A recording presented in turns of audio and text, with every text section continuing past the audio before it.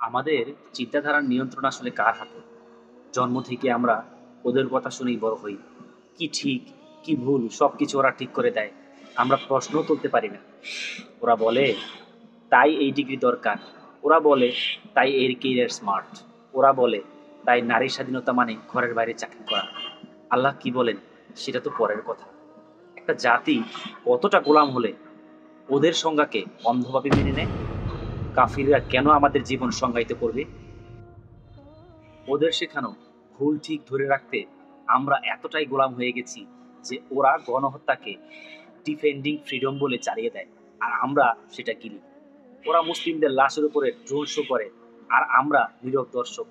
আমাদের প্রতিরোধ কেবল ওদের একটা অন্যায়ের বিরুদ্ধে, কিন্তু ওদের পুরো মতাদর্শকেই আমরা ছাড়তে পারছি না। ওরা বলে তাই সাইকোলজি, ওরা বলে তাই ফেমিনিজম, ওরা বলে তাই স্ট্যান্ডার্ড, ওরা বলে তাই জীবনধারা। অথচ মুসলিম হয়েও আমরা এসব মিথ্যাকে আঁকড়ে ধরে আছি। প্রশ্ন একটাই, আমাদের জীবনধারা নির্ধারণ করবে আল্লাহ নাকি ওরা? এখনো সময় আছে। শুধু সালাত নয়, শুধু দোয়া নয়, পুরো জীবনকে ফিরিয়ে আনতে হবে ইসলামে। চিন্তা ভাবনা, লাইফস্টাইল, নৈতিকতা সবকিছু আল্লাহর বিধানের মাধ্যমেই আনতে হবে। এই গোলামি ঝেড়ে ফেলতে হবে, ওদের সংজ্ঞা ছুঁড়ে ফেলতে হবে।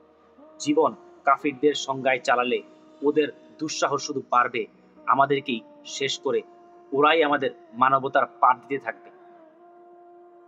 আল্লাহ আমাদের সকলকে দিনের সহিত বুঝ দান করুন। আমিন।